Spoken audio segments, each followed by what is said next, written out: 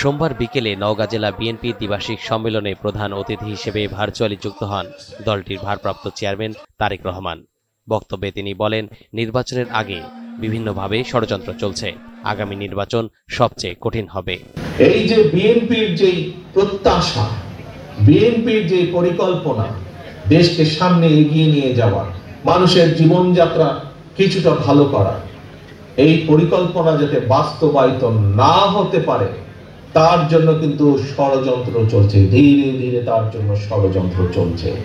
তাই এই পরিকল্পনাকে ভণ্ডুল করে দেওয়ার জন্য একই সাথে দেশ যাতে গণতান্ত্রিক অবস্থায় ফিরে আসতে না পারে, মানুষের ভোটের অধিকার যাতে বাস্তবায়িত হতে না পারে, সেইটাকেও ভণ্ডুল করে দেওয়ার জন্য কিন্তু বিভিন্ন জায়গায় ষড়যন্ত্র চলছে, ষড়যন্ত্র শুরু হয়েছে।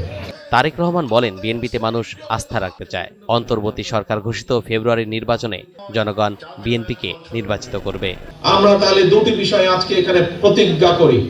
এক, যে কোনো মূল্যে নওগাঁ জেলার নেতা কর্মীরা আপন ভাই ভাইয়ের মতন, আপন ভাই বোনের মতন ঐক্যবদ্ধ থাকবে, এক। এবং দুই, যে কোনো মূল্যে নওগাঁ জেলার প্রত্যেকটি শহীদ জিয়া, খালেদা জিয়ার প্রত্যেকটি নেতা কর্মী সর্বোচ্চ চেষ্টা করবে জনগণের আস্থা এবং ভালোবাসা, বিশ্বাস ধরে রাখার জন্য সর্বোচ্চ তারা চেষ্টা করবে। তিনি আরো বলেন, স্বৈরাচারী সরকার মানুষের ভোটের অধিকার কেড়ে নিয়েছিল। তারা দেশের স্বার্থ না ভেবে নিজেদের স্বার্থ রক্ষা করেছে। তখন রাষ্ট্র মেরামতের জন্য বিএনপি 31 দফা দাবি ঘোষণা করেছিল।